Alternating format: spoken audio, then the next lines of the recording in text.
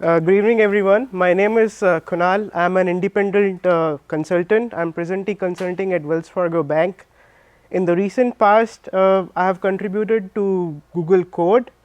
One of my latest contribution to code.google.com is actually an article which talks about how to integrate GWT front end with Spring and Hibernate backend. So as I speak, it's currently being edited. So wait for a couple of weeks for the article to be made available online on code.google.com. Before I start, just a quick pulse check. Who has used GWT in the past? Or if not GWT, any other rich internet application, could be Adobe Flex or all right. So yeah, or JavaFX. All right. So what I'm going to talk about is that I'm going to start with giving an introduction to what RPC in general is, right? And then I'm going to this talk is more of a hands-on tutorial rather than just a PowerPoint presentation. So please allow me to switch between the PPT and the Eclipse IDE. So I'm going to demonstrate a stockwatcher application which uses GWT as a front end and Spring and Hibernate as a Java backend. We're going to talk about persistence using Hibernate DAO, Spring 2.5 services. I'm going to demonstrate all the metadata annotations added with Spring 2.5.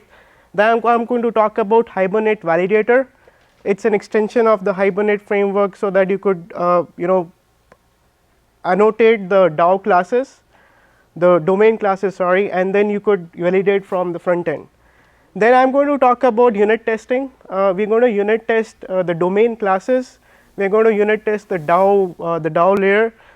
Then towards the later part of my presentation, I'm going to talk about for what we are here, how do we integrate GWT module with a Spring Power backend. Then towards the end, I'll be deploying the demo application on the standard servlet container. I'm going to use Apache Tomcat for that, and after that I'll be open for questions.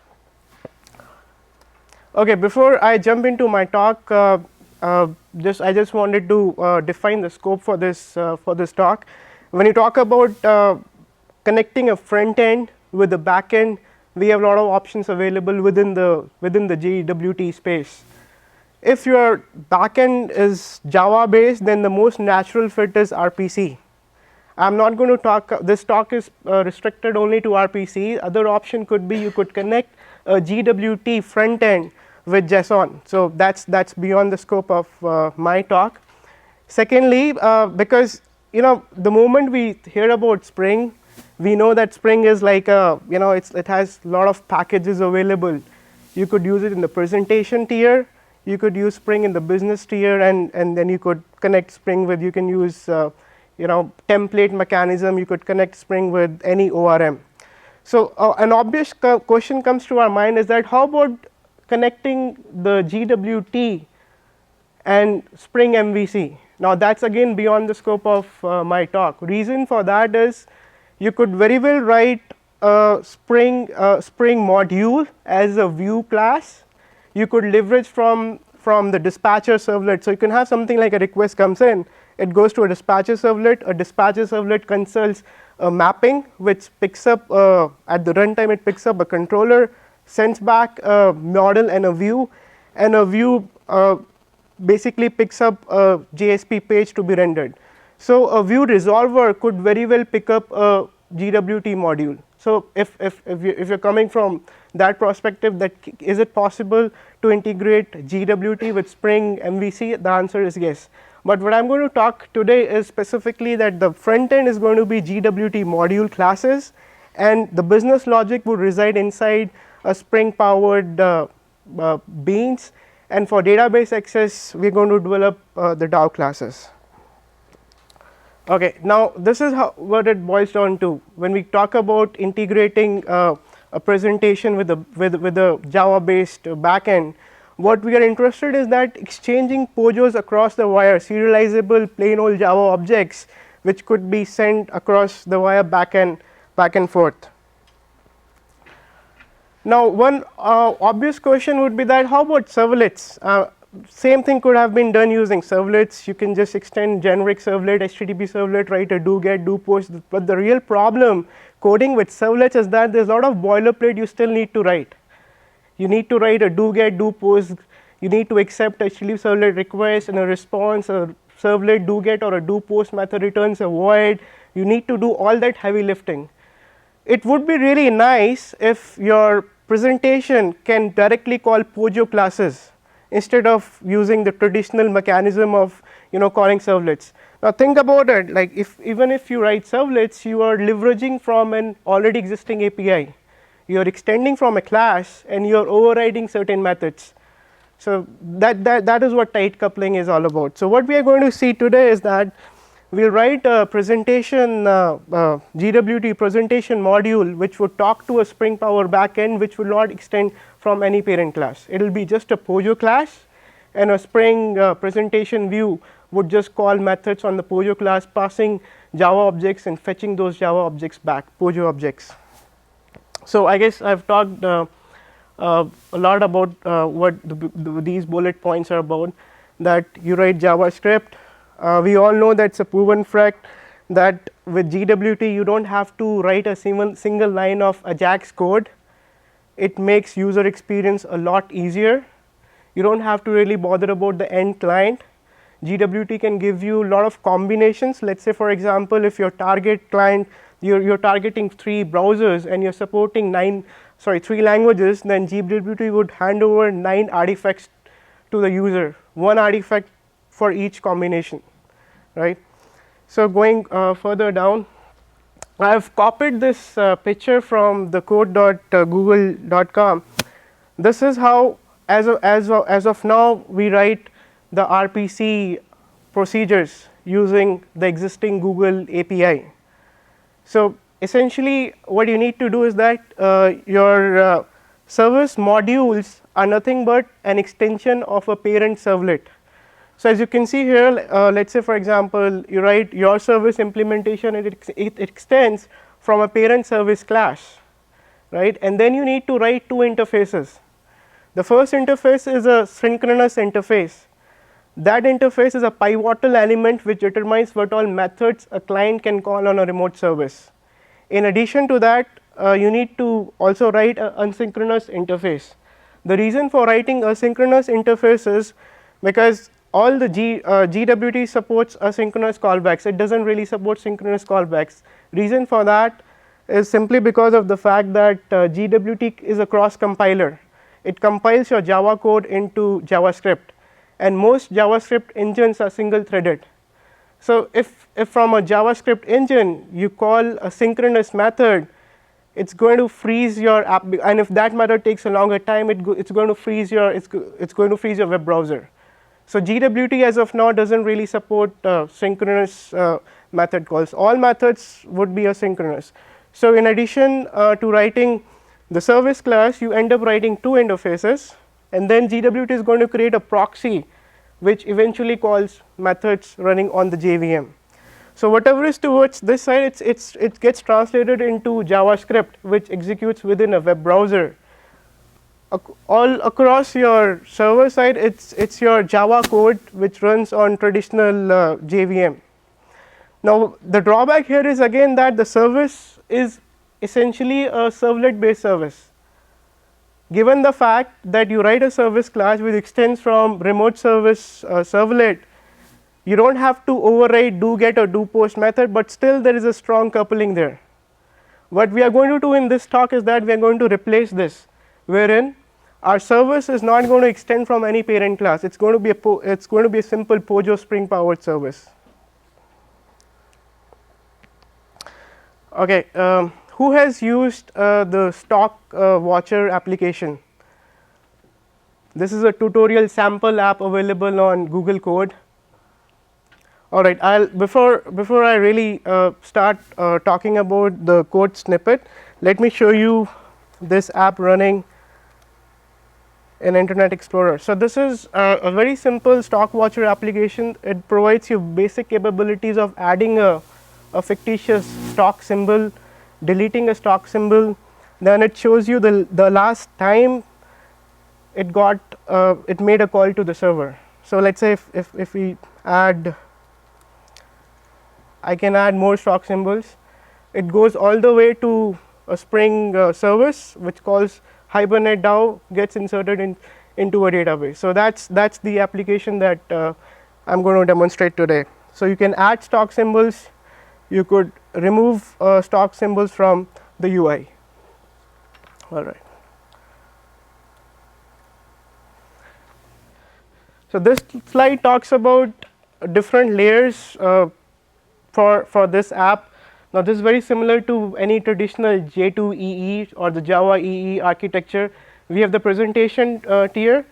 As I said before, GWT is going to cross compile the Java modules into JavaScript, which is going to run within a web browser.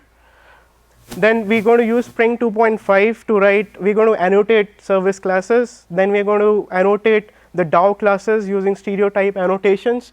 Then I'm going to introduce the Hibernate validator framework right there in the domain classes, which is going to talk to MySQL database. So this slide just lays down the architecture for this app. Okay, as I said before, the key element here is that the service class doesn't extend from any parent servlet class, right? If I go back to one of the previous slides, here you could see that this a GWT RPC service has to extend from the remote service servlet, which is again a tight coupling, right?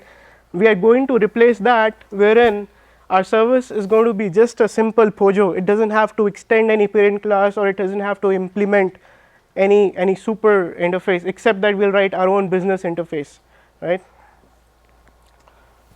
Okay, I'll come to this slide in a while.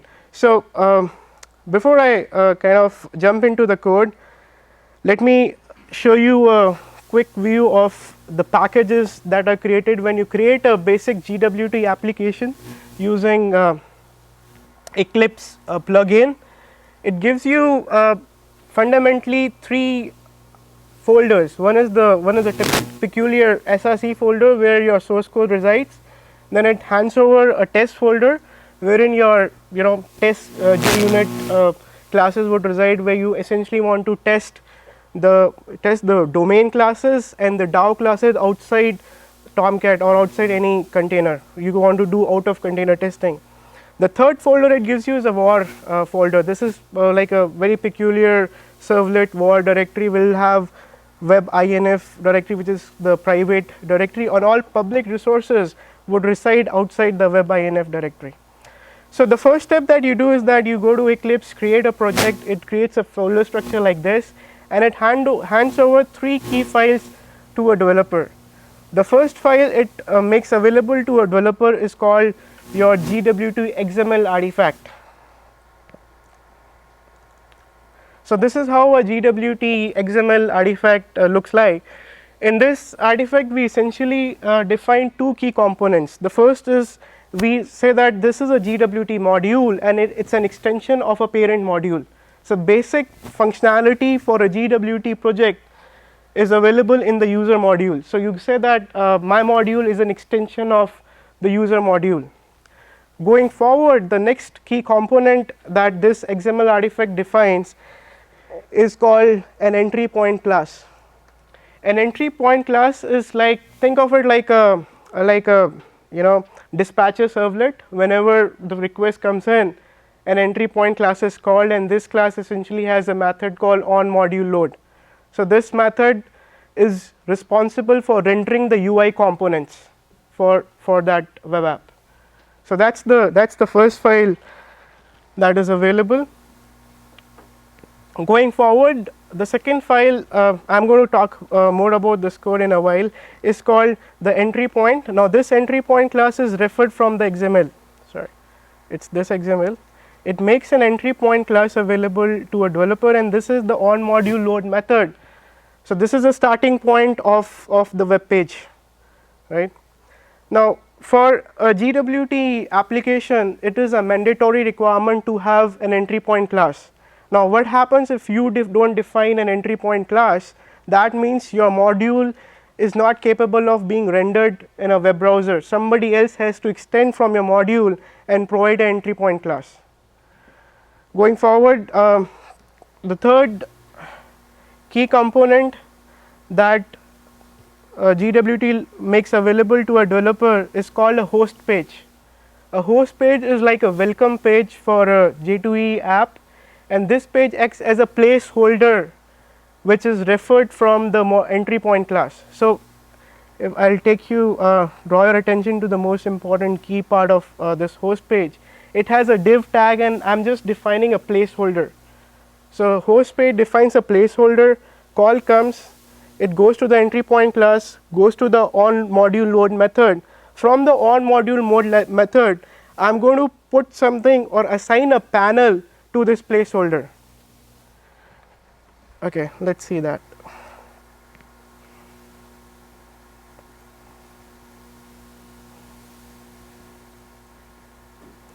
So, what I am doing here is that I am saying root panel dot get followed by the name of the placeholder.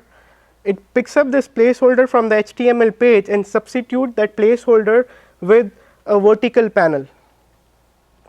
So, as you see here, it says root panel dot get stock list and add a main panel, which is kind of a vertical panel. So, with this we kind of basically reviewed what it takes to write a basic starter GWT app. Now, going forward, I am going to follow a bottom up approach. I am going to start with the Hibernate DAO. How do we write a DAO class? How do we annotate a DAO class? How do we do Spring wiring? Then I am going to move to the service class. That is where the business logic resides, and then I will come back finally to the presentation view, right. So, for persistence tier, I am using Hibernate 3 framework. I am using JPA, which is kind of an addition to a subspecification for EJB3. I am using in a way that JPA is a standard, and Hibernate implements as a reference implementation for the JPA standard. So, instead of writing any XML Hibernate mapping files, we can directly go to the domain class and annotate the domain class with metadata annotations. So, essentially what we see here is that we see @entity. This annotation designates this POJO to be being persisted to maps this POJO to underlying database table. Going forward, it has a table. Now, by default, if we skip the table annotation, the name of the table would be the same as the name of the class. Just because table has a different name and I want to override the default, we give a table annotation and provide the name of the table. So, ID annotation identifies the primary key of that particular table. Now, here if I go back to the app, you will notice that the price and the change, they are randomly being fetched, I am just randomly fetching these values. So, it does not really make sense to persist these values to the underlying database table.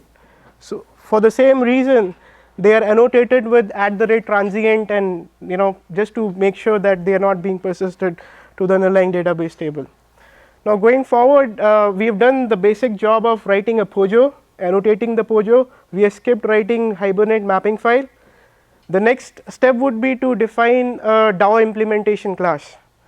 So, if you have used Spring and Hibernate in the past, there are a lot of options available, right. You could write a DAO class which extends from Hibernate DAO, Spring powered Hibernate DAO, right, and Spring lets you do either a callback, or you can write a do in Hibernate method, or you can use the template mechanism. So, but again, that is a lot of boilerplate. Starting with Spring 2.5, what we can do is that we can annotate a DAO with the @repository annotation. So, this designates a DAO to be being persistent. It's being capable of doing anything persistent against the database. Now, going forward, once we have done that, the next step we would need is that we need a template, essentially, right. So, I have defined a Hibernate template as a bean property and annotated with @AutoWire. So it's going to use the auto wiring by type. It's going to scan the application code base, the application class path. Whenever it finds a bean type Hibernate template, it's going to auto inject that property into the DAO implementation class. So that again, I don't have to go back to the Spring XML. I don't have to write a bean tag and bean reference tag and do that all dependency injection all by myself. So the container will take care of that. Now this is an interesting slide which talks about dependencies among different beans to do anything useful against the database. So to begin with, we first need a data source, which essentially points to which database, the URL and the ID, password, so forth. Then followed by the data source needs to be injected inside a session factory, which is a singleton object. Now instead of using the traditional session factory, we are using the annotation powered session factory.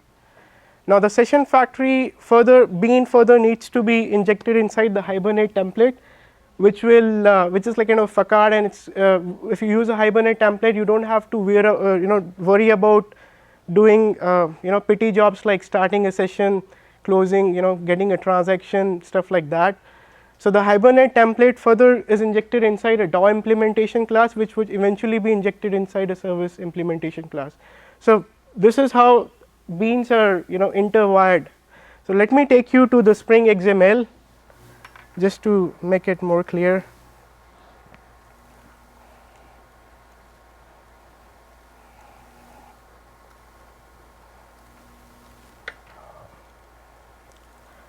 All right.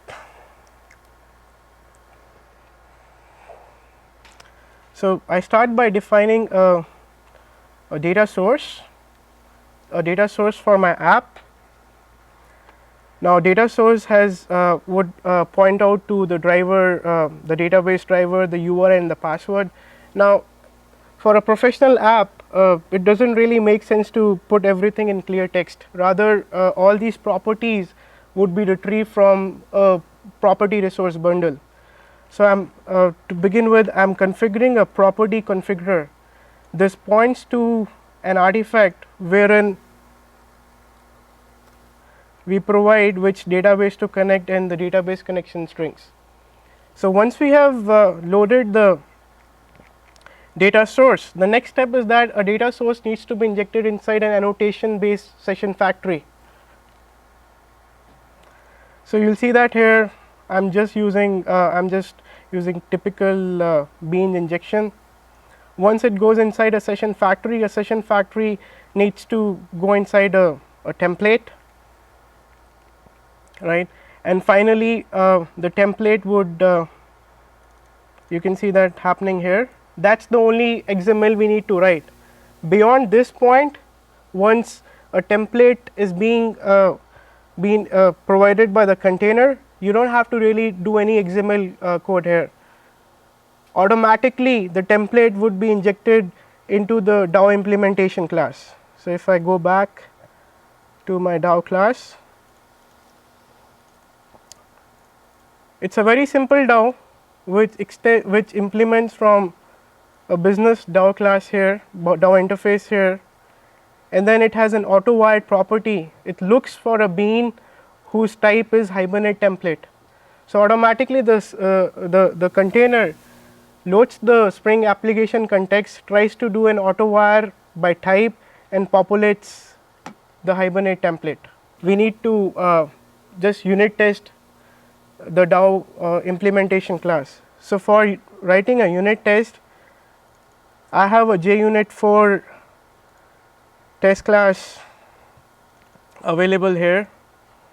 I start with run with, I say which kind of a runner, unit test runner I want for this unit test to be executed, followed by I identify the name of the Spring application context file for the unit test to be loaded, and then in the usual way we use the auto wired annotation, inject a DAO implementation class, and then let's start reviewing one test method. We start with the JUnit4 @test method, so that you don't have to write any method which starts with test.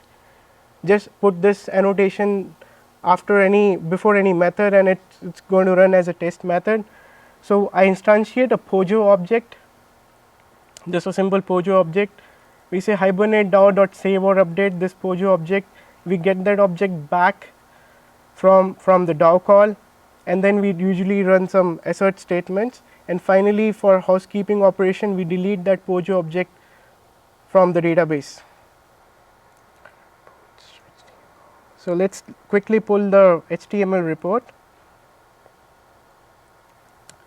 So executed the DAO, a DAO test which successfully ran 2 test cases. One was to add and then another test case to retrieve, and it was successful. Right. So what we have done up till now is that we have defined the DAO class, defined the POJOs, and unit tested the DAO class. Okay. So let's now review the domain classes. For any POJO object to be sent back and forth from a GWT front end UI all the way to the server, it's a mandatory requirement that it should be serializable. So GWT adds another marker interface called is serializable. So it's your choice, either you want to add serializable or is serializable. Both are marker interfaces. That's what the code does. Okay, going back.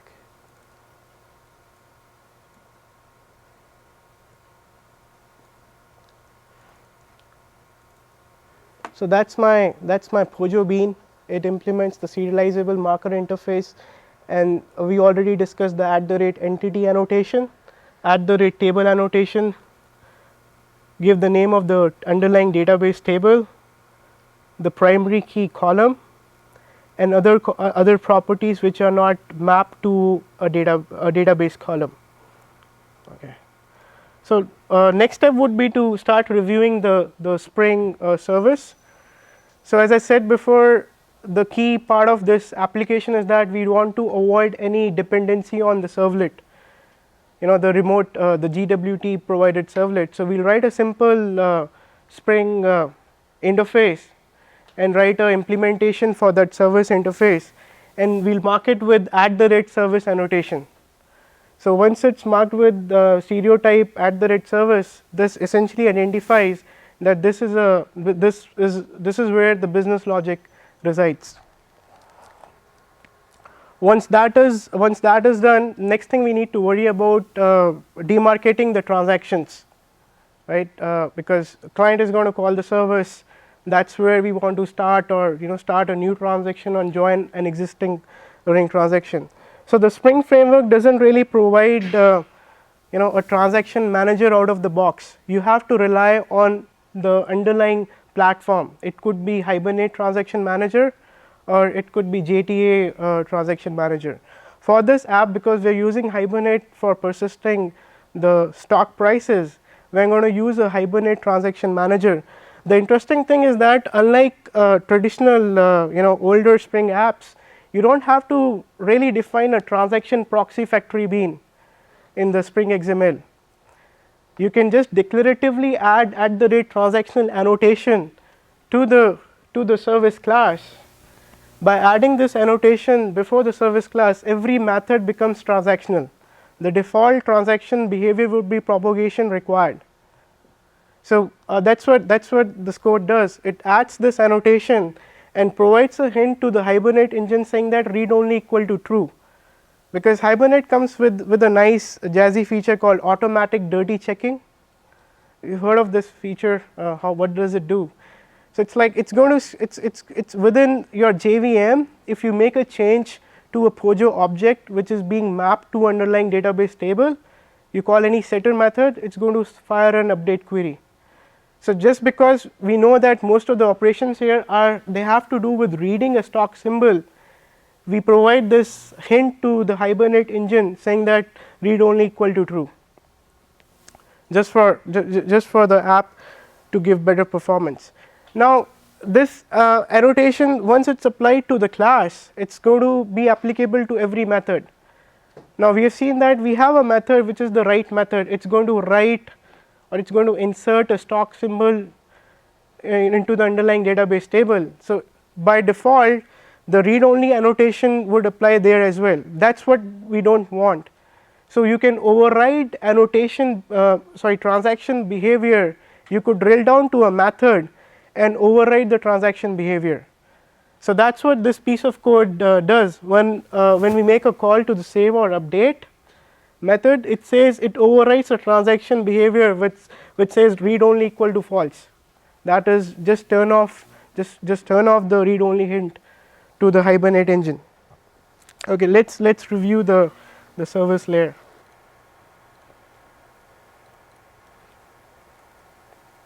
Okay, so I start my service class with @service, give it a meaningful name.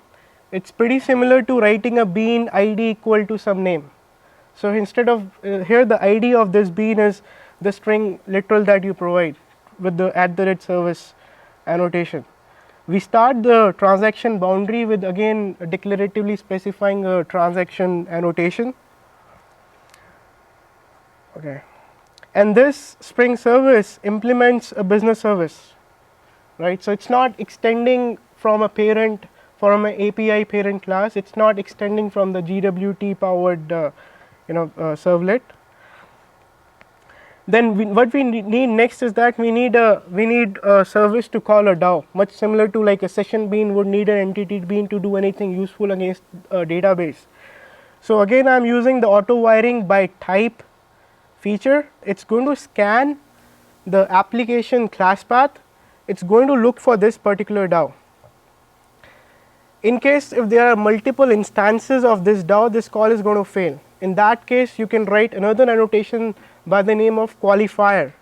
You can be specific which particular bean instance you want to load and inject. All right. And just to override the transaction behavior for a delete method, I am specifying @transactional read only equal to false. It is going to turn off the read only hint. Okay.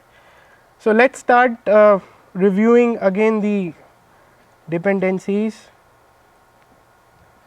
in the application context. So, there has to be a way the Spring container has to be conveyed to scan the application class path for the service class and for the DAO class. How that is done with the help of a component scan tag. So, inside with this tag we give out the fully qualified package name. We want the container to look inside this package for classes that we want to load at runtime, or the classes we want to for which the container should provide a dependency injection. So, the next step is to configure the transaction manager. So, Spring provides out of the box the platform transaction manager, but since we are talking to Hibernate backend, we are going to configure a Hibernate transaction manager. That is done here in the XML. So, we specify a transaction manager, it would require a session factory. Now, doing that is not alone, we also need to convey this to the container with the help of just a simple annotation driven transactional context. It is like this. So, that is the only XML code as a developer that you need to write. So, we have written a Pojo class, we have written the DAO class, we have written the service class. Now, we are now left with writing a validator for the Pojos, and how do we handle exceptions from the GWT front end.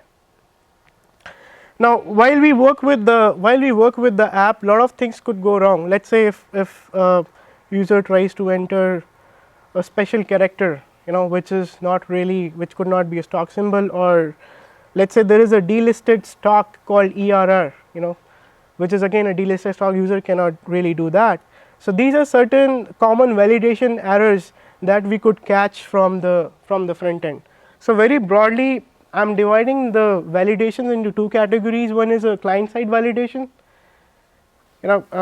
adds a special symbol, we say that this could not be a stock symbol, or the server could return an exception.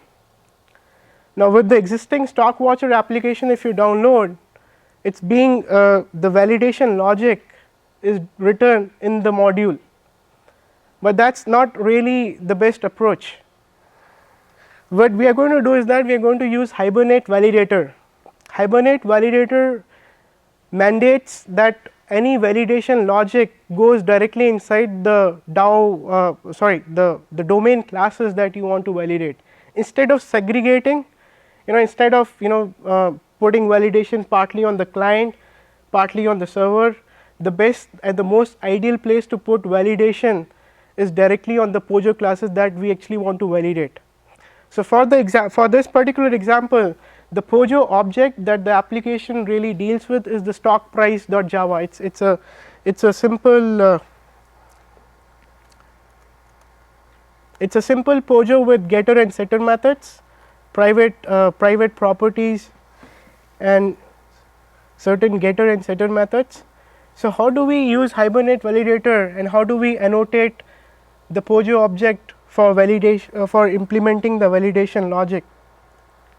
So, if you look here, I have selected this code snippet. So, I start with giving @pattern. So, I am specifying that this particular property should follow this pattern. Anything which is outside this pattern should essentially flag an exception. Then I have added another annotation called @checked delisted stock. So, what I am doing is that I am adding a custom annotation. I am introducing a custom annotation to the application. Now, let us see how a custom annotation is written.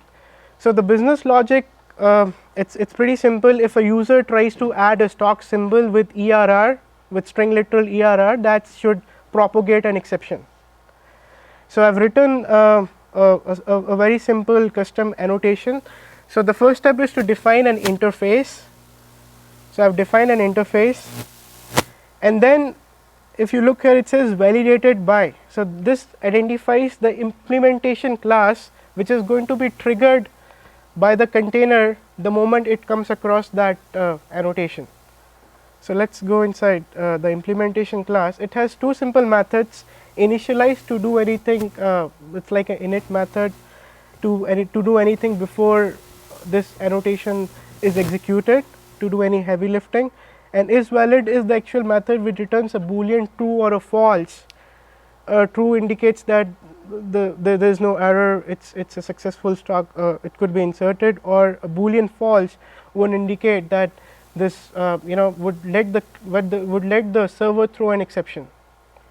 So, going back, what I do is that I add a pattern, look for a particular pattern and a custom validation to the stock symbol property.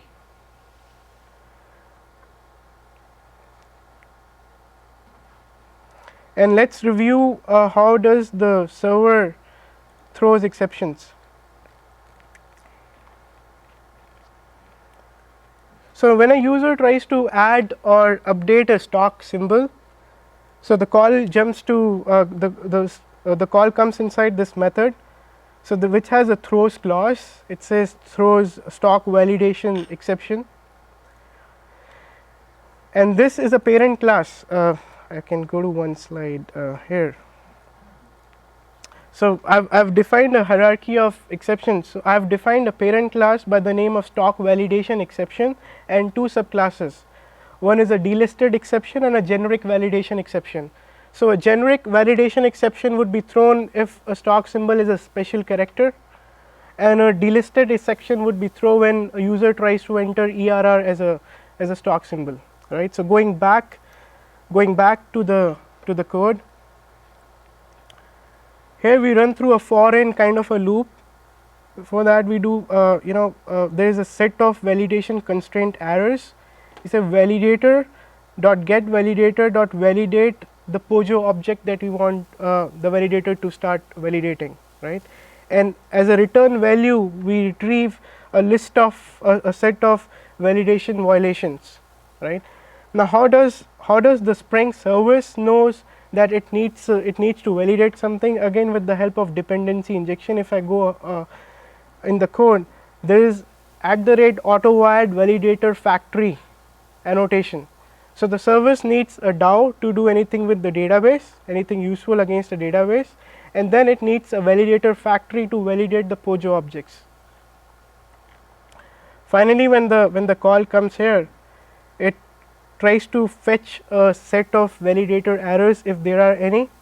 Based on the kind of a validation error, it throws either a delisted exception with the message, or it throws a generic validation exception.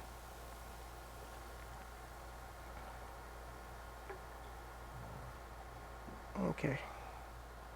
So now we have kind of reviewed the backend piece of the app. We have seen Hibernate, we have seen Spring.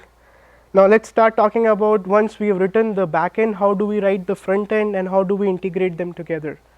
So as an integration mechanism, there is a open source project available called Spring for GWT. This project lets you integrate the Spring backend with the GWT front end without leveraging from servlets. How that is done, that's what we are going to review next. So let's briefly talk about the steps. Most of these steps we have already implemented. The first step would be to define a synchronous interface. That's the pivotal element for the app. It's like you define an interface with the business methods. Those are the methods that a client can call on a Spring service. That's the first step. Then you define a service. We wrote a service. We wrote a simple Spring service. Going forward, we need to configure the web application deployment descriptor, the standard web.xml artifact. So it's pretty much like a front controller design pattern. You write a servlet tag and a servlet mapping tag. A servlet tag identifies a Spring for GWT servlet. The servlet is available in the jar file that comes along with this module.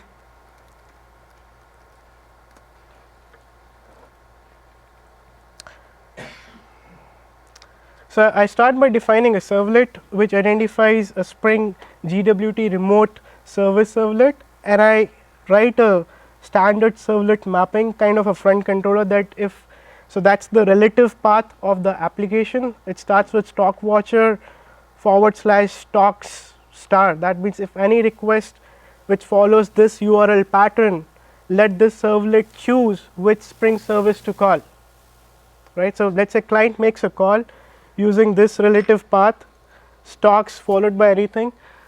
The container loads this servlet which identifies which Spring service to call. So that's what we need to do from the web.xml. The fourth step would be that we need to write a synchronous interface. I guess I already explained the reason for that. You need to write two interfaces on the client side, a synchronous one and the asynchronous one, because all GWT calls, all GWT RPC calls, they return immediately. GWT doesn't support making synchronous calls to the Java powered backend. So as a next step, we need to write a service proxy. Now the good thing is that GWT makes available a static method called gwt.create. You call this method gwt.create. You pass in the remote service, it hands you back a synchronous service, a synchronous remote interface against which you could call the client programs. So let's review that. So going back to the client piece, as I said, this code snippet is taken from the synchronous interface. So I'm writing a standard plain old Java interface, public interface followed by the sorry, this is the service class. I'm very sorry. Let's first review. So this is the plain old Java interface. It extends from the GWT remote service, and we annotate this with remote service relative path. Now, from the client program, we are going to invoke this particular interface.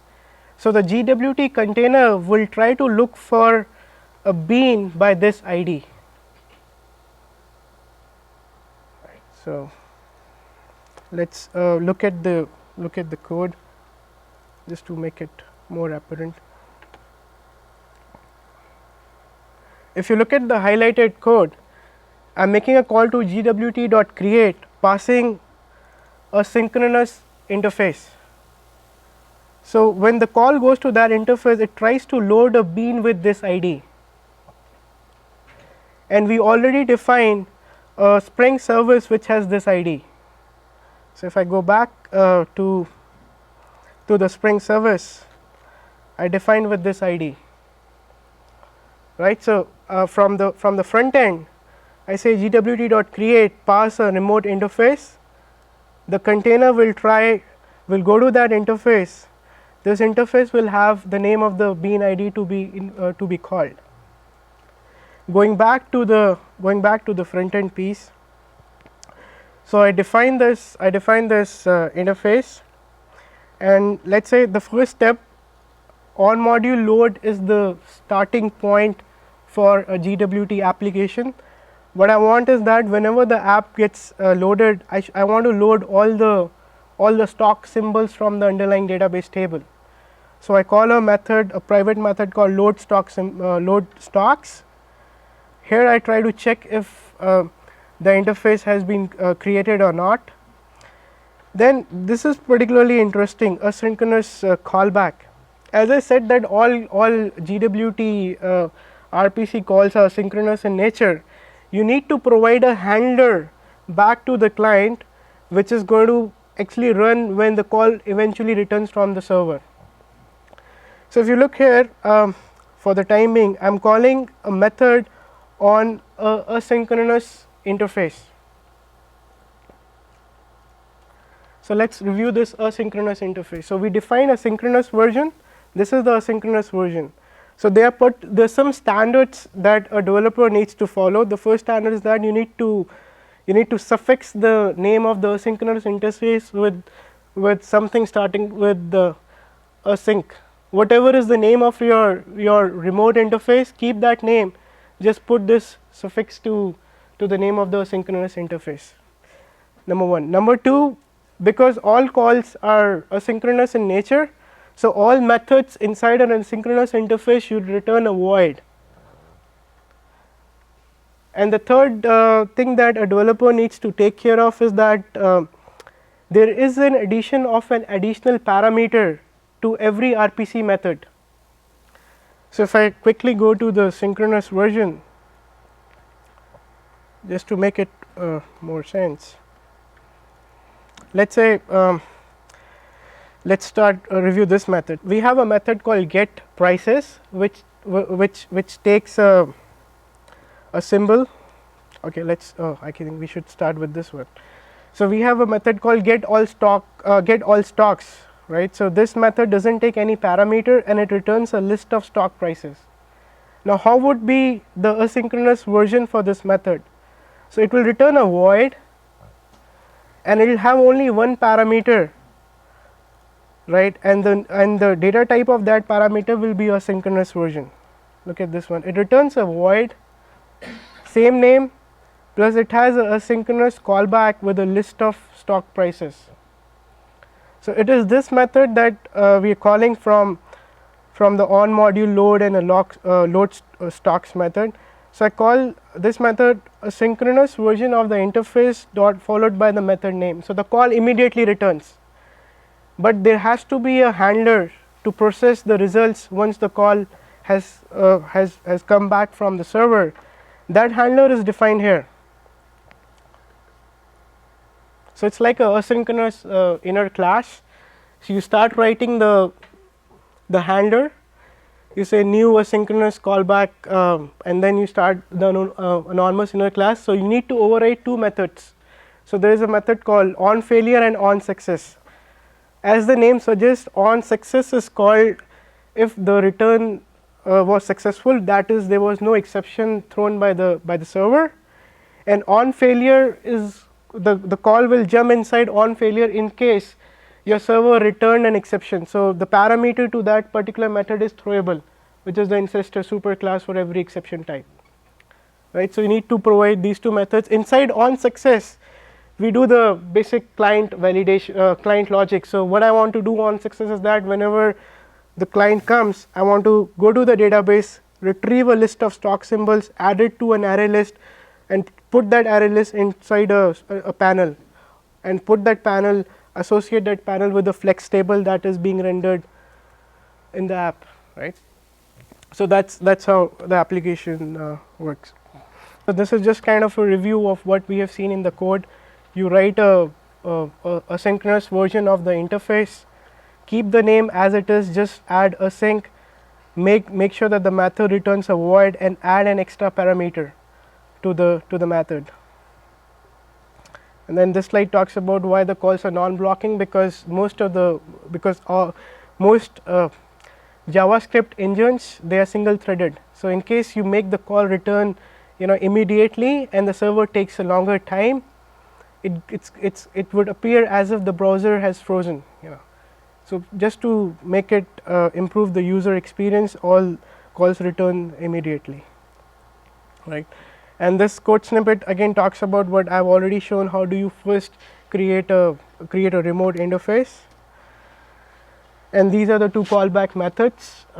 One is the on success and the on failure. On success gets called whenever the call successfully returned, and on failure is called whenever there was an exception encounter which has a throwable property. Okay. Okay. The last thing that we need to discuss is how do we plug a HTML page with the Spring generated JavaScript. That's the host page, because as I said before, if you are targeting 3 different browser types with 3 languages, Spring is going to GWT is going to hand over 9 different combinations of the app, one for each target environment. So, integrating a JavaScript with an HTML page is pretty straightforward. You go to the HTML page, there is a no cache artifact that GWT makes available. As the name suggests, it cannot be cached by the web browser, because what if there is an update, there is an updated version of the application available. So, from the host HTML page, we provide the relative name of the app, that is stockwatcher, followed by the JavaScript code generated by GWT, and this cannot be cached. So, your HTML page goes out to the web server, loads the JavaScript. Goes to the front controller. It identifies what is the entry point class for the application. Once an entry point class is identified, it executes the on module load method, which renders the front end. Okay, so let's start the app from fresh.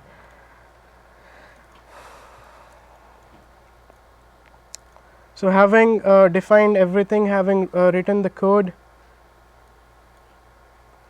once you create a Eclipse powered Spring project, it makes a build.xml and script available to the developer. I have just modified this and script to get my Tomcat down.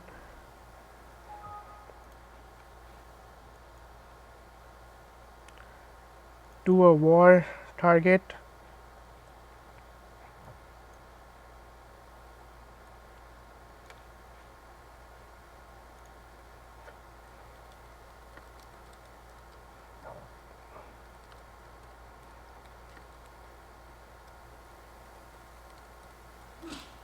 Make sure that the database doesn't have any records.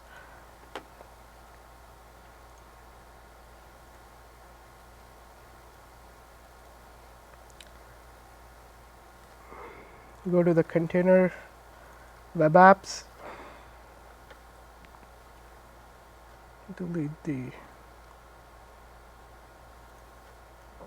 delete the existing application, delete the var2. All right, so I think I just deleted that. Okay, sorry. Run the var target again. So, I am just compiling the main module of the application.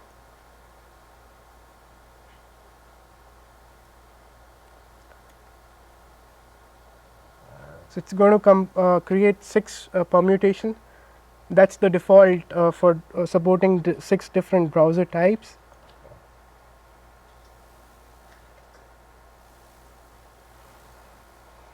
okay, makes the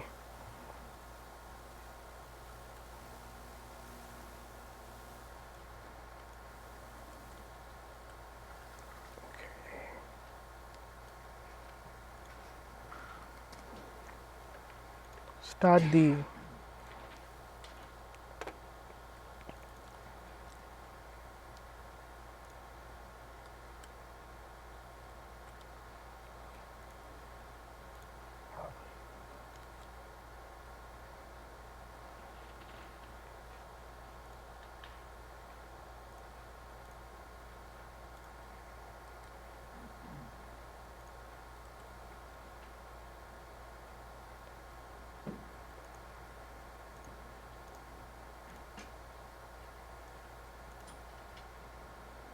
right.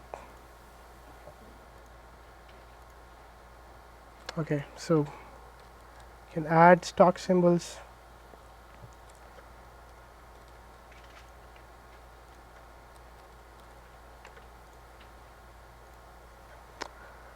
Let's check quickly check any validation logic. If I try to add let's say a special character, it should display an error, or if I try to add a delisted stock symbol, it should again display an error. You could delete stock symbols, you could add more values, go back to the database,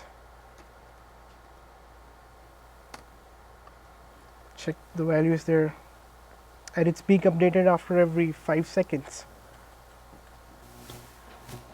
That's it. You can shoot your questions. So the question was that when does the transaction boundary end?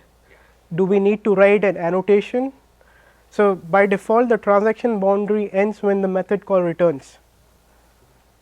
So very broadly, there are 7 transaction boundaries available. So by default, if we just write @transactional, the default transaction attribute is propagation required. You can very well go to drill down to a particular method level, and you can tweak the transaction boundary applicable just to that method, or you can, another option could be just write @transaction at the class level.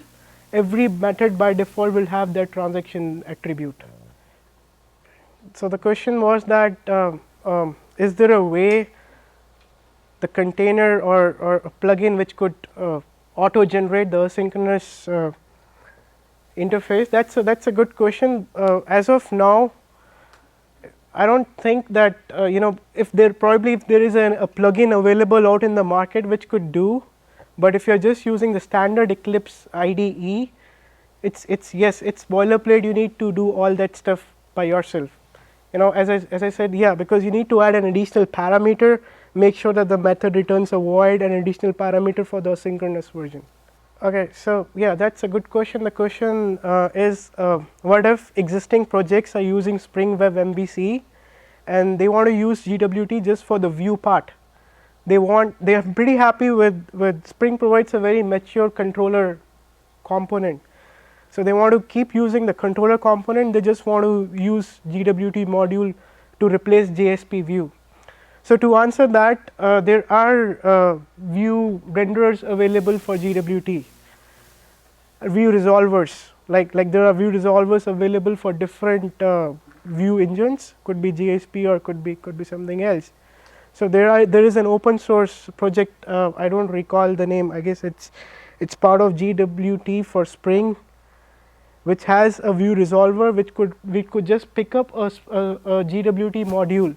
So the flow pretty much remains the same. A request comes in, it goes to a dispatcher servlet. Dispatcher servlet consults a mapping container mapping which picks up a particular servlet. Then the servlet returns a model and a view. The model and a view object encapsulates the string which is used by a view renderer or a view resolver to identify which GWT module to invoke.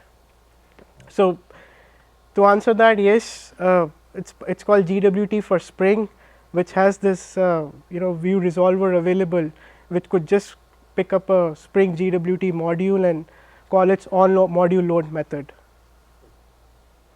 All right, thanks for coming. Thank you.